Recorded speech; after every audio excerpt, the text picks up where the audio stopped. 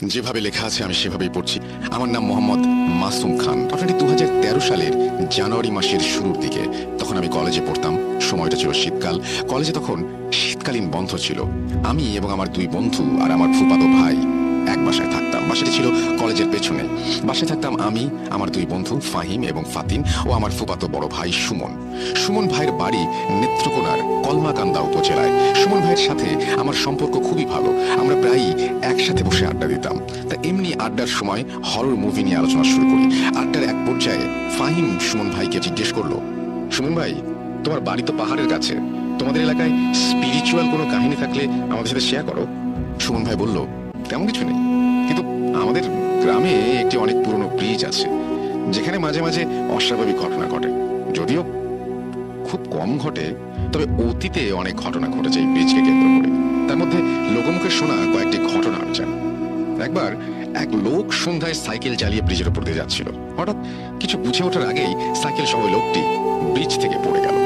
আবার আমাদের গ্রামের বিখ্যাত কুস্তিগির জলিল মিয়া যাত্রা দেখতে পাশের গ্রামে গিয়েছিল। যাত্রা শেষ করে আস্তে আস্তে অনেক রাত হয়ে গিয়েছিল। তিনি তখন ব্রিজ পার হচ্ছিলেন এবং পেছন থেকে কর্কশ কণ্ঠে শুনতে পেলেন কুস্তি লাগার জন্য কেউ তাকে আহ্বান করছে এবং হায় হায় বলে ডাকছে। জলিল মিয়া ভয়ে আমতামতা করতে বলে উঠল, না না না। পরক্ষণেই কিছু বুঝে ওঠার আগেই তাকে পেছন থেকে কিছু একটা চেপে ধরলো। জলিল মিয়া এত কুস্তি করেছেন, কিন্তু তিনি কখনোই এত শক্তির অধিকারী কারোর সাথে কখনো লড়েননি। তার কথা অনুযায়ী ওটা এত বেশি শক্তি ছিল যে তিনি নড়তেই পারছিলেন না। এরপর জলিল মিয়ার সাথে আর কিছু ঘটেনি বা মনে নেই। সকালবেলা কৃষকরা যখন কাজ করতে বের হয়, তখন ওই ব্রিজের পাশ দিয়ে ক্ষেত থেকে দেখে একটা মাথা দেখা যাচ্ছে। তারা যখন কাছে যায় তখন দেখতে পায় যে মাথাটা জলিল মিয়ার এবং জলিল মিয়া অজ্ঞান। জলিল মিয়া পা থেকে গলা পর্যন্ত মাটির নিচে, শুধু মাথাটা ওপরে। এটা দেখার পর কৃষকরা তাকে তুলে নিয়ে বাড়ি নিয়ে যায়। জলিল মিয়া তাদের সবকিছু বলেন। এই ঘটনার কিছুদিন পর জলিল কুস্তিগির সব বন্ধ করে দেন এবং তার শরীর শুকিয়ে একদম কাঠ হয়ে যায়। তার কিছুদিন পর তিনি মারা যান। এই কথা শোনার পর আমরা সবাই অবাক হয়ে যাই এবং সুমন ভাইয়ের দিকে তাকিয়ে থাকি। সুমন ভাইকে জিজ্ঞেস করি, এটা কিভাবে সম্ভব? সুমন ভাই বলে, হ্যাঁ, এটা আমাদের গ্রামের সবাই জানে। আমাদের বয়স কম হওয়ায় আমরা কৌতূহল বসে সুমন ভাইয়ের বাড়িতে বেড়াতে যাব ঠিক করি এবং ওই ব্রিজে রাতের বেলা ঘুরতে যাব ঠিক করি। সুমন ভাই আমাদের অনেক নিষেধ করেন। তিনি আমাদের বোঝান, কিন্তু আমরা কিছুতেই বুঝতে চাই না। তাহলে আমাদের কিছু হলে তিনি আমাদের বাবা মাকে কি জবাব দিবেন, এগুলো বোঝান। আমরা বলি, বাসায় কাউকে জানাবো না, তুমি আমাদের নিয়ে চলো সুমন ভাই। আমাদের এই কৌতূহল আমাদের জীবনে একটা ভয়ঙ্কর পরিণতি নিয়ে আসে। বলে রাখা ভালো যে আমরা সবাই সেখানে যাওয়ার আগে কিছু ঘটতে পারে ভেবে আয়াতুল কুরসি এবং বিভিন্ন সূরা মুখস্থ করে যাই। সুমন ভাইকে নিয়ে আমরা কলমাকান্দা পৌঁছে যাই। পাহাড়ের সৌন্দর্য দেখতে দেখতে আমরা সুমন ভাইয়ের বাড়ি পৌঁছাই। সঙ্গত কারণে আমি গ্রামের নাম প্রকাশ করছি না। যথারীতি আমরা সারাদিন ঘোরাঘুরির পর সন্ধ্যার দিকে বাড়ি ফিরে আসলাম। বাড়ি ফিরে বিশ্রাম নিয়ে রাতের খাবার খেয়ে আমরা 9টার দিকে ব্রিজে গেলাম। যদিও সুমন ভাই আমাদের নিয়ে যেতে চাচ্ছিল না, কিন্তু আমরাও নাছোড়বান্দা। আমরা খুব জোরাজুরি করে সুমন ভাইকে নিয়ে ব্রিজের উদ্দেশ্যে রওনা করি। ব্রিজটি বাড়ি থেকে বেশ দূরে। ব্রিজটি পৌঁছাতে প্রায় 45 মিনিট সময় লাগে। সে সময় আমাদের কারো কাছে স্মার্টফোন ছিল না, সাধারণ বাটন ফোন ছিল। তাই আমরা সবাই একটি করে টর্চ সাথে নিয়ে যাই। শীতকাল হওয়ায় ব্রিজের নিচে কোনো পানি ছিল না, একদম শুকনো। ব্রিজের আশেপাশে যতদূর চোখ যায় ততদূর শুধু ক্ষেত আর ক্ষেত। সেদিন আকাশে বেশ সুন্দর চাঁদ উঠেছিল। যদিও কুয়াশার কারণে বেশি আলো নিচে পড়ছিল না, তবু অল্প আলোতে অনেক কিছুই দেখতে পাচ্ছিলাম। ব্রিজের উত্তর পাশে ছিল মাঝারি আকারের কিছু পাহাড়। ওই পাহাড় থেকেও সম্ভবত পাহাড়ি খালের সৃষ্টি এবং সেই খালের জন্যই ব্রিজটি তৈরি করা হয়েছে। এবার মূল ঘটনায় ফিরি। ব্রিজে বসে আমরা গল্প গুজব করছিলাম। 1 ঘন্টা বেরোলো। হঠাৎ একটা আলো দেখলাম আমরা। আমাদের দিকে এগিয়ে আসছিল আলোটা। কাছাকাছি এলে দেখতে পেলাম সাদা পাঞ্জাবি পরিহিত একজন বৃদ্ধ হ্যারিকেন হাতে আমাদের দিকে এগিয়ে আসছে। আমাদেরকে দেখে তিনি একটু রাগান্বিত কণ্ঠে বললেন, হ্যাঁ, তোরা তো এখানে কি করছিস? তোরা কারা? তোদের তো এই গ্রামে কোনোদিন দেখিনি। ফাহিম বলল, চাচা, আমরা এই গ্রামে বেড়াতে এসেছি। ঘুম আসছিল না, তাই আমরা একটু হাঁটাহাঁটি করছিলাম। চলে যাবো চাচা, আপনি চিন্তা করেন না, আমরা আর একটু পরে চলে যাব। বৃদ্ধ লোকটি বলল, জায়গাটা ভালো না, তোরা তাড়াতাড়ি এখান থেকে বাড়িতে যা, বেশিক্ষণ থাকিস না। আমরা বললাম, হ্যাঁ ঠিক আছে চাচা। তারপর তিনি চলে গেলেন। আমি সুমন ভাইকে জিজ্ঞেস করলাম, ভাই, লোকটাকে আপনি চেনেন? সুমন ভাই বলল, না রে, চিনি না। কত বছর ধরে গ্রামে আসি না, চিনব কি করে? হয়তো আশেপাশে কোনো গ্রামের মসজিদের ইমাম হবে। তারপর আমরা আমাদের মতো করে গল্প করতে লাগলাম। আমরা অনেক আশা নিয়ে এসেছিলাম যে আমাদের সাথে কিছু একটা হবে, কিন্তু আমরা তখনও কিছু দেখতে না পারায় খুব হতাশ হচ্ছিলাম। আমরা ব্রিজের রেলিং এ বসে বোর ফিল করছিলাম। তখন ফাতিন তার হাতের ঘড়িটি খুলে নাড়াচাড়া করছিল। হঠাৎ তার হাত থেকে ঘড়িটা পড়ে যায়। আমরা সবাই ব্রিজের নিচে টর্চ মারলাম এবং ঘড়িটি দেখা যাচ্ছিল, কারণ ব্রিজের নিচে খালটি ছিল একদম শুকনো। আমি বলে উঠলাম, যা, আমরা টর্চ ধরেছি, তুই নিয়ে আয়। তখন আমরা কেউই বুঝতে পারছিলাম না যে আমাদের সাথে কি ঘটতে যাচ্ছে। ফাতিন হাতে থাকা টর্চ নিয়ে নিচে নামতে লাগলো। ফাতিন নিচে যেতেই আমরা মজা করে আমাদের টর্চগুলো অফ করে দিলাম। ফাতিন সেটা বুঝতে পেরে আমাদের বলে উঠলো, কিরে, মজা নিচ্ছিস? নে নে, এখানে এসে তো কোনো কিছু দেখতে পেলাম না। তোরা আমাকে ভয় দেখিয়ে যদি মজা পাস তাহলে মজা কর, আমি মোটেও ভয় পাচ্ছি না। আমি, ফাহিম, সুমন ভাই তখন ফাতিনের দিকে খেয়াল না করে গল্প করতে লাগলাম। কিছুক্ষণ যাওয়ার পর দেখলাম ফাতিন আসছে না। সুমন বলল, কি রে ফাতিন, এখন কি তুমি আমাদের সাথে মজা নিচ্ছ? তাড়াতাড়ি উঠে এসো, আমরা চলে যাব। ফাতিনের কোনো সারা শব্দ নেই। আমি ডাক দিলাম, ফাতিন, কই তুই? আয়, সত্যি সত্যি চলে যাব। ফাহিম আমাকে বলল, চল দেখে আসি। আমরা তিনজন টর্চ জ্বালিয়ে নিচে গিয়ে দেখি ফাতিন নেই। আমরা সবাই তখন ভয় পাচ্ছি, ফাতিন ফাতিন বলে ডাকছি, কিন্তু ফাতিন কোনো সারা শব্দই দিচ্ছে না। ব্রিজের নিচে অনেক খোঁজাখুঁজির এক পর্যায়ে আমরা ফাতিনের মোবাইলটা মাটিতে দেখতে পাই। পরক্ষণেই আমরা কিছু বুঝে ওঠার আগেই আমাদের তিনজনের টর্চ একসাথে অফ হয়ে যায়। আমরা তখন আরো বেশি ভয় পেয়ে যাই, আর অদ্ভুতভাবে চারিদিক থেকে অনেক কুকুরের ডাক শুনতে পাই। এমন সময় ব্রিজের ওপর থেকে ধপ করে একটা শব্দ আসে আমাদের কানে। আমরা নিচ থেকে উপরে উঠতে থাকি। ব্রিজের কাছাকাছি আসার পর আমরা যা দেখতে পাই তা দেখার জন্য আমরা কেউ প্রস্তুত ছিলাম না। আমরা দেখতে পাই বিশাল এক কালো মূর্তি দাঁড়িয়ে। মূর্তিটার চুলগুলো ছিল অনেক লম্বা, হালকা নড়ছিল সেগুলো। মূর্তিটার পায়ের কাছে আর একটা কালো অবয়ব শুয়েছিল, সেটার আকৃতি ছিল সাধারণ মানুষের মতোই। আমরা এই দৃশ্য দেখে এতটাই ভয় পেয়েছিলাম যে আমরা সেখানে দাঁড়িয়ে রইলাম। হঠাৎ আমরা অনুভব করলাম যে আমাদের উপর অশরীরী কিছু এতটাই চাপ দিচ্ছে যে আমরা কেউ নিজেদের জায়গা থেকে নড়তে পারছি না। এমনকি আমরা কেউই কোনো কথা বলতে পারছিলাম না। আমি ভয়ে চিৎকার দিচ্ছিলাম, কিন্তু আমি বুঝতে পারছিলাম যে আমার আওয়াজ বের হচ্ছে না। এমন সময় সুমন ভাইয়ের মুখ থেকে বিড়বিড় করে আওয়াজ বেরিয়ে এলো। তার আওয়াজ শুনে মনে হচ্ছিল তিনি আয়াতুল কুরসি পড়ছেন। এটা বোঝার পরও আমি আয়াতুল কুরসি পড়ার চেষ্টা করি। যতই আয়াতুল কুরসি পড়ার চেষ্টা করছি, মনে হচ্ছিল যে আমাদের উপর চাপ আরো বেড়ে যাচ্ছে। আমার মনে হচ্ছিল আমার পা হয়তো মাটি ভেদ করে ফেলবে। সেই কালো অবয়বটা তখনও স্থির হয়ে দাঁড়িয়ে আছে। এক পর্যায়ে আমরা তিনজনই অনেক কষ্ট ও চাপ উপেক্ষা করে আয়াতুল কুরসি পড়তে সক্ষম হই। এরপর আমরা অনুভব করতে পারি যে আমাদের ওপর থেকে অশরীরী চাপটা কমে যাচ্ছিল আর নড়াচড়া করতে পারছিলাম। আমরা তখন জোরে জোরে আয়াতুল কুরসি পড়তে থাকি। আমাদের আয়াতুল কুরসি পড়ার শব্দে ওই অবয়বটি উপরের দিকে দুটি লাল বস্তু জ্বলে উঠল। আমাদের বুঝতে বাকি রইল না যে ওই দুটো বস্তু, ওই অবয়বটি চোখ। আমরা তখনও আয়াতুল কুরসি পড়া থামাইনি। আমরা লক্ষ্য করছিলাম যে ওই অবয়বটি আস্তে আস্তে পিছাচ্ছে। আমরাও তখন কিছুটা সাহস করে এগিয়ে যাই। ফাতিনের দেহ দেখে খুবই ভয় পেয়ে যাই। আমরা আয়াতুল কুরসি পড়া বন্ধ করে ফাতিনকে জাগাতে চেষ্টা করি। ফাতিনের গায়ে অনেক আঁচড়ের দাগ দেখতে পাই। সুমন ভাই ফাতিনের পালস চেক করে এবং আমাদের জানায় যে ফাতিন জীবিত আছে। আমরা এই কথা শুনে একটু শান্তি পাই, কিন্তু আমাদের এই শান্তি বেশিক্ষণ থাকেনি।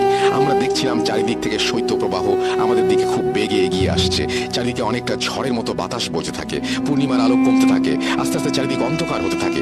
এর মধ্যে আকাশে লক্ষ্য করি যে পাহাড়ের দিক থেকে অনেক বাদুড় উড়ে আসছে। চারিদিকে এতটাই ভয়ঙ্কর পরিস্থিতি তৈরি হয় যে আমরা আমাদের ভয়ে সূরাগুলো পড়তে পারছিলাম না। ওই কালো অবয়বটি আবারও আমাদের কাছে আসতে থাকে। তখন ওর চোখ আগুনের মতো জল জল করছিল, তার লম্বা লম্বা চুলগুলো বাতাসে উঠছিল। এদিকে ফাতিনের জ্ঞান তখনও ফেরেনি, আর কালো অবয়বটি আমাদের দিকে এগিয়ে আসছিল। আমাদের মাথা তখন কাজ করছিল না। এমন সময় আমরা সবাই একটা ডাক শুনতে পাই, তোরা আছিস? ভয় পাস না, আল্লাহকে ডাক। বাতাসের মধ্যেও আমাদের কানে এই কথাগুলো আসছিল। আমি পেছন দিকে ফিরে তাকাতে দেখি একজন হ্যারিকেন হাতে নিয়ে আমাদের দিকে দৌড়ে আসছে। কালো অবয়বটি তখন এত জোরে চিৎকার দিচ্ছিল যে আমার মনে হচ্ছিল কান ফেটে যাবে। বাতাস যেন তখন আরো জোরে বইতে শুরু করে। হ্যারিকেন হাতে ওই ব্যক্তিটি কাছে আসলে আমরা বুঝতে পারলাম উনি সেই সাদা পাঞ্জাবি পরা বৃদ্ধ লোকটি। আমরা তাকে দেখে কেমন একটা শান্তি অনুভব করি। তিনি আমাদের সামনে হ্যারিকেন নিয়ে এসে আমাদের বলেন, তোদের বলেছিলাম না এখান থেকে চলে যা, তোরা আমার কথা শুনিস না। আমরা চুপ করে রইলাম। তারপর তিনি একটু সামনে এগিয়ে যান। তিনি কালো অবয়বটির দিকে তাকিয়ে থাকেন। দেখে মনে হচ্ছে অবয়বটি ও বৃদ্ধ একে অপরকে জানেন। কিছুক্ষণ পর বৃদ্ধ সেই লোকটি আমাদের দিকে তাকান এবং বলেন, আয় আমার সাথে, আর পিছনে তাকাবি না। ফাতিন তখন অজ্ঞান। আমরা কোনো কথা না বলে ফাতিনকে ধরাধরি করে বৃদ্ধকে নিয়ে বৃদ্ধের পিছন পিছন যেতে থাকি। তখন মনে হচ্ছিল আমাদের রাগান্বিত কণ্ঠের ডেকে চলেছে, আর পেছন থেকে বিকট হাসির শব্দ শুনতে পাচ্ছি। আবার কুকুরের ঘেউ ঘেউ ডাক এগিয়ে আসছিল। মনে হচ্ছিল আমরা ওই লোকটির কথা মতো পেছনে না তাকিয়ে ওনাকে অনুসরণ করতে থাকি। 5-7 মিনিট হাঁটার পর আমরা একটা সুন্দর মসজিদের সামনে উপস্থিত হই। তিনি আমাদের পানি দেখিয়ে অজু করতে বললেন এবং ফাতিনকে ওই মসজিদের বারান্দায় শুইয়ে দিলেন। আমরা অজু করে মসজিদে প্রবেশ করি। মসজিদে প্রবেশ করে আমি লোকটিকে সব বলতে যাব, এমন সময় তিনি বলে উঠলেন তিনি সব জানেন। আমি, সুমন ভাই, ফাহিম একে অপরের দিকে অবাক হয়ে তাকাই এবং ভাবতে থাকি উনিও কি আমাদের ক্ষতি করবেন। তখনই তিনি বলে ওঠেন, তোরা এখানে নিরাপদ, আমার উপর সন্দেহ করিস না, আমি তোদের কিছু করবো না। যা, এখন তোরা সবাই মসজিদের ভেতরে যা, 2 রাকাত নফল নামাজ পড়, আমি ওকে দেখছি। আমরা ওনাকে বিশ্বাস করলাম। আমি, ফাহিম, সুমন ভাই একসাথে 2 রাকাত নামাজ আদায় করলাম। নামাজ আদায়ের পর আমাদের অনেকটা ভালো লাগছিল। আমরা বারান্দায় গেলাম, দেখলাম ওই বৃদ্ধ লোকটি ফাতিনের ক্ষতস্থানে কিছু একটা লাগিয়ে দিচ্ছেন, কিছু একটা খাইয়ে দিচ্ছেন ফাতিনকে। সুমন ভাই ওনাকে জিজ্ঞেস করলেন, চাচা আপনার নাম কি, কোথায় থাকেন? উনি বললেন, আমাকে তোমরা চিনবা না, আমার নাম রশিদ, আমি বহু আগে গ্রামে থাকতাম। আমি বললাম, বহু আগে মানে এখন থাকেন না? তিনি বললেন, সেটা অনেক লম্বা কাহিনী। এর মধ্যেই ফাতিনের জ্ঞান ফিরল ও উঠে বসে আরেকটু বমি করলো। হ্যারিকেনের আলোতে আমরা দেখতে পেলাম যে বমি থেকে রক্ত বের হচ্ছে। আমরা তখন কারণ জানছিলাম, তিনি আমাদের কিছু না বলে উঠে মসজিদ থেকে বেরিয়ে গেলেন। আমরা 4 জন তখন মসজিদের বারান্দায় ছিলাম। মসজিদ থেকে দেখতে পাচ্ছিলাম রশিদ চাচা হ্যারিকেন হাতে একটা কলসিতে পানি ভরছেন। ফাতিন আমাদের জিজ্ঞেস করলো কি হয়েছে। আমরা তাকে সবকিছু খুলে বললাম। এর মধ্যে রশিদ চাচা একটা ছোট কলসি ভরা জল নিয়ে আমাদের খেতে দিলেন। তারপর রশিদ চাচা ফাতিনের সাথে কি কি হয়েছে তা জানতে চাইলেন। ফাতিন বলতে শুরু করলো, আমি ব্রিজের নিচে হাত ঘড়িটি আনতে চাই, দেখি আমার হাত ঘড়িটি পড়ে আছে। আমি হাত ঘড়িটি হাতে নেই। নেওয়ার পর আমি দেখতে পাই ব্রিজের নিচে এক কোণে খুব বেশি অন্ধকার, এতই অন্ধকার যে সেখানে চাঁদের আলো পড়ে আবার ফিরে আসছে না, অনেকটা ব্ল্যাক হোলের মতো। আমি কৌতূহল বশত সেখানে লাইট ধরি। তারপর হঠাৎ আমার লাইটটা নিভে যায়। আমি অন্ধকার দেখতে পাচ্ছিলাম। তারপর আমার মনে হলো আমার গলায় কেউ অনেক বড় বড় নখ দিয়ে ধরে শূন্যে ভাসিয়ে রাখছে। আমি গলা দিয়ে কোনো আওয়াজ বের করতে পারছিলাম না। তারপর আমার কিছু মনে নেই। রশিদ চাচা সব শুনে একটা বড় নিঃশ্বাস ফেললেন। ফাহিম চাচাকে জিজ্ঞেস করলো, চাচা আপনি কিভাবে জানলেন যে আমরা বিপদে পড়েছি? তিনি কিছুতেই বলতে চাচ্ছিলেন না। তিনি রাগের গলায় বললেন, তোদেরকে আমি বলেছিলাম ওই ব্রিজে বেশিক্ষণ না থাকবে, তোরা আমার কথা শুনিস নাই। ব্রিজে খারাপ কিছু হয়েছে, তোরা শহরে গিয়ে ওর চিকিৎসা করিয়ে নিস। এই বলে তিনি মসজিদের বাইরে গিয়ে ফজরের আজান দেন। তিনি আমাদেরকে নিয়ে ফজরের সালাত আদায় করেন, কিন্তু আমরা লক্ষ্য করছিলাম যে আমরা ছাড়া এলাকার কোনো মানুষ মসজিদে আসেনি। আমরা ব্যাপারটা স্বাভাবিকভাবে নিলাম, কিন্তু নামাজে দাঁড়িয়ে আমরা অনুভব করতে পারছিলাম যে মসজিদটি একেবারে পূর্ণ। মনে হচ্ছে আমাদের সাথে অনেক মানুষ নামাজ পড়ছে। অবাক ব্যাপার হলেও নামাজ শেষে আমরা দেখলাম যে মসজিদে আমরা ছাড়া আর কেউ নেই। তিনি আমাদের বললেন, তোরা এখন যেতে পারিস, এখন আর কিছু হবে না। আর এই এলাকা থেকে আজকেই চলে যা, এদিকে আর আসিস না। আমরা কোনো কথা না বাড়িয়ে ওখান থেকে চলে যাই। সুমন ভাইয়ের বাসা চলে যাই। সুমন ভাইয়ের মা বাবা আমাদের কাছে জানতে চাইলেন আমরা গত রাতে কোথায় ছিলাম। আমরা তাদেরকে সবকিছু খুলে বললাম। আমাদের কথা শুনে ওরা খুবই চিন্তায় পড়ে যান। সুমন ভাই বলল, চিন্তার কোনো কারণ নেই, আল্লাহ রহমতে রশিদ হুজুরের সাহায্যে আমরা ওই জিনিস থেকে রক্ষা পেয়েছি। সুমন ভাইয়ের বাবা বললেন, রশিদ এই নামে তো হুজুর আমাদের গ্রামে নেই। সুমন ভাই বলল, হয়তো তোমার মাথায় আসছে না, তোমরা চিন্তা করা বন্ধ করো, আমরা এখন ঘুমিয়ে নেব, ঘুম থেকে উঠে আমরা চলে যাব। আমরা ঘুম থেকে উঠে সকালে খাবার খেয়ে 12টার দিকে বেরিয়ে যাই। ওনারা খুব ব্যস্ত হয়ে আমাদের সবকিছু গুছিয়ে দেন। আমরা বাড়ি থেকে বের হয়ে হাঁটছিলাম, হঠাৎ আমাদের মনে হলো কাল রাতে রশিদ হুজুর আমাদের তো সাহায্য করলেন, চলে যাওয়ার আগে ওনার সাথে একটু দেখা করে আসি। আমরা ওই মসজিদটায় যেখানে ছিল সেখানে গিয়ে উপস্থিত হলাম, কিন্তু আমরা আমাদের চোখকে বিশ্বাস করতে পারছিলাম না। কয়েক ঘন্টা আগেও আমরা এখানে এসে নামাজ পড়লাম, হুজুরের সাথে কথা বলছিলাম, কিন্তু এখন এসে দেখি সেখানে একটা ভাঙা ইটের ঘর আর গাছপালা ছাড়া কিছুই নেই। ঘরটার সাথে একটা পুরনো কবর। আমরা একদম হতভম্ব হয়েছে দেখলাম আমাদের পাশ দিয়েই একটা ভ্যান যাচ্ছিল। সুমন ভাই ভ্যান চালককে জিজ্ঞাসা করলো, চাচা এখানে তো একটা মসজিদ দেখেছিলাম, এখন খুঁজে পাচ্ছি না। ভ্যান চালক রসিকতার সাথে বলল, নেশাপানি করছেন নাকি? এখানে তো কোনোদিনই মসজিদ ছিল না। এই কথা শুনে আমরা আকাশ থেকে পড়লাম। কি হচ্ছে আমরা কিছুই বুঝতে পারছিলাম না। আমরা কিছু না ভেবে দ্রুত সেই স্থান ত্যাগ করি। রাস্তায় আমাদের সাথে আর কিছু ঘটেনি। আমরা সবাই বাসায় ফিরে ফাতিনকে নিয়ে হাসপাতালে যাই। ডাক্তারও কিছু ওষুধ দেয়, সেগুলো খেয়ে ফাতিন অনেকটাই সুস্থ হয়ে ওঠে। এদিকে আমাদের পরিবার তখনও কিছু জানায়নি আমরা। তারপর আস্তে আস্তে সবকিছু ঠিক হয়ে যায়। তারপর থেকে আমাদের সাথে আর কোনো কিছু ঘটেনি। তারপর থেকে সুমন ভাইও বাড়িতে গেলে রাতের বেলা ওই ব্রিজে চলাচল বন্ধ করে দেয়। কিন্তু আমাদের মনে রশিদ হুজুরকে নিয়ে কৌতূহল রয়েই যায়। সুমনের ভাইয়ের বাবা এলাকায় খোঁজ নিয়ে কিছু জানতেও পারেনি। যেভাবে লেখা আছে আমি সেভাবেই পড়ছি। আসসালামু আলাইকুম রাসেল ভাইয়া, আশা করি ভালো আছেন। আমি শুভ, আমার বাসা ব্রাহ্মণবাড়িয়া জেলার বাঞ্ছারামপুর থানার বাঁশগাড়ি গ্রামে। বর্তমানে জীবিকার তাগিদে দুবাইয়ের আবুধাবি অনলাইনে একটি কোম্পানিতে কর্মরত আছি। যাই হোক, আমি মূল ঘটনায় চলে যাই। কোম্পানিতে আসার পরই মূলত আমাকে কাজের জন্য পাঠানো হয় একটি হসপিটালে। হসপিটালটি দুবাই আবুধাবি অনলাইনে অবস্থিত। সঙ্গত কারণে হসপিটালের নামটা শেয়ার করছি না।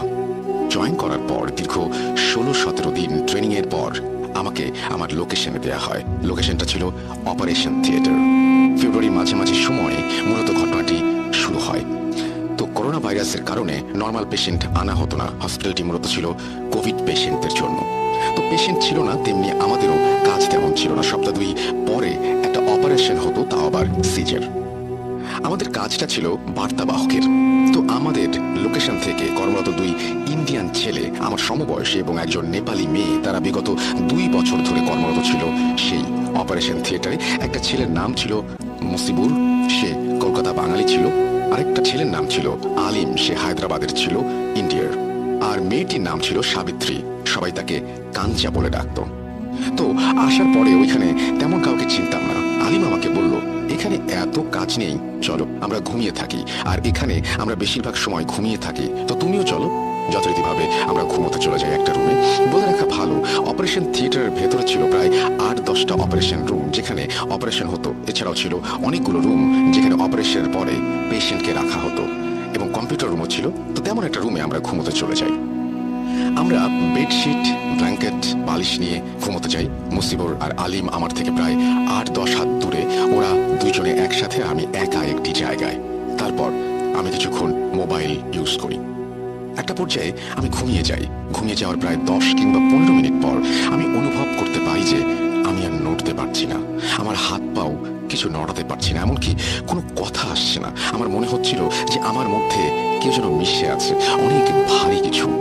তারপর আমি কোনোভাবেই আমার শরীর নাড়াতে পারছিলাম না এবং নিঃশ্বাস বন্ধ হয়ে আসছিল। কি করব ভেবে পাচ্ছিলাম না। আমি আল্লাহকে ডাকতে থাকি এবং কালিমা পাঠ করি। কালিমা পাঠ করার একটা পর্যায়ে আমি বুঝতে পারি জিনিসটা আমার থেকে সরে গেল। আর হঠাৎ করে আমার হুঁশ চলে আসলো। হুঁশ আসার পর আমি ভেবেছিলাম যে এটা কি হলো আমার সাথে। তো তারপর আমি আমার মনের ভুল ভেবে আবারও ঘুমিয়ে যাই। কিন্তু ঘুমিয়ে যাওয়ার এক পর্যায়ে আবারও আমার একই রকম হয়। তারপর আবারও সেই সেম আল্লাহর নাম নিলাম, কালিমা পড়লাম। তারপর আবারও জিনিসটা আমার থেকে সরে গেল। আমি আর ঘুমাইনি ওই দিন। বলে রাখা ভালো, এগুলো ছিল দুবাই টাইম 10টা-11টার দিকে, দিনের বেলা। তারপর আমি রুমে চলে যাই, কাউকে কিছু বলি না।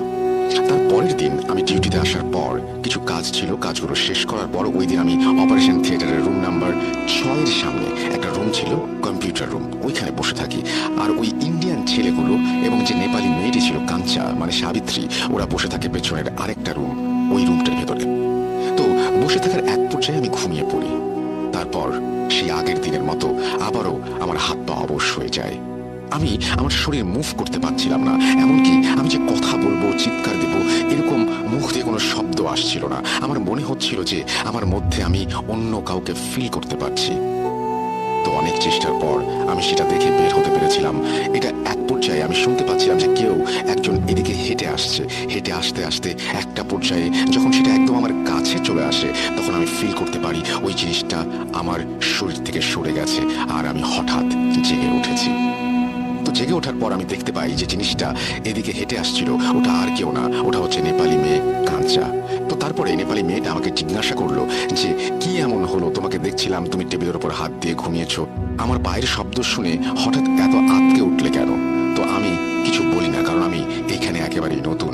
ঘটনাটি এখানেই শেষ হলে পারতো, কিন্তু হয়নি। তারপরে যা হয়, যথাক্রমে আমি আমার কাজগুলো শেষ করে আবারও শুয়ে পড়ি একটা রুমে। এবং ওই দিন ওই রুমের পাশে রুমে ছিল আলিম, কাঞ্চন, মুসিবুর। তো ওই দিন আমার ঘুমানোর পর আমি আবারও অনুভব করি একই রকম ভাবে আমি আমার হাত পা নাড়াতে পারছিলাম না। তো অনেক জোরাজুরির পর, অনেক কষ্টের পর আমি পারলাম এবং সেটা আমার থেকে সরাতে পারলাম। একটা পর্যায়ে আমি আবারও আল্লাহর নাম নিতে থাকি, নবীর নাম নিয়ে কালিমা পাঠ করতে থাকি। তো কালিমা পাঠ করার একটা পর্যায়ে আমি ফিল করতে পারি যে জিনিসটা আমার থেকে সরে যাচ্ছে। উঠে যাওয়ার সময় আমি তার হাতটা ধরে ফেলি। বিশ্বাস করবেন না, আমি হাত ধরে ফেলার পর এতটা টান অনুভব করি যে ছিঁড়ে যাবে এত টান। এরকম প্রায় 30 সেকেন্ডের মতন চলতে থাকে আমার মধ্যে। তো একটা পর্যায়ে আমি তার সাথে পেরে উঠি না এবং সজোরে একটা টান মেরে আমার হাতটা ছাড়িয়ে নেই এবং যাওয়ার সময় আরবিতে কিছু একটা বলে সে। তো আমি নতুন ছিলাম, আমি আরবি জানতাম না, আমি কথাটা বুঝতে পারিনি। আর তারপর আমি ওইখান থেকে এক দৌড়ে উঠে পাশের রুমে সবার কাছে চলে যাই। ওইখানে গিয়ে হাঁপাতে থাকি। সবাই আমাকে পানি খাওয়ায়, তারপর আমাকে জিজ্ঞাসা করে কি হয়েছে। তারপর আমি তাদেরকে সব খুলে বলি। এর আগেও যা যা হয়েছে, আজকে যা হয়েছে সবকিছু তাদেরকে বলার পর ওই কাঞ্চা মেয়েটা আমাকে বলে, এটা তো অপারেশন থিয়েটার। কোভিডের আগে এখানে প্রায় প্রতিদিন 10টা থেকে 12টা অপারেশন হতো।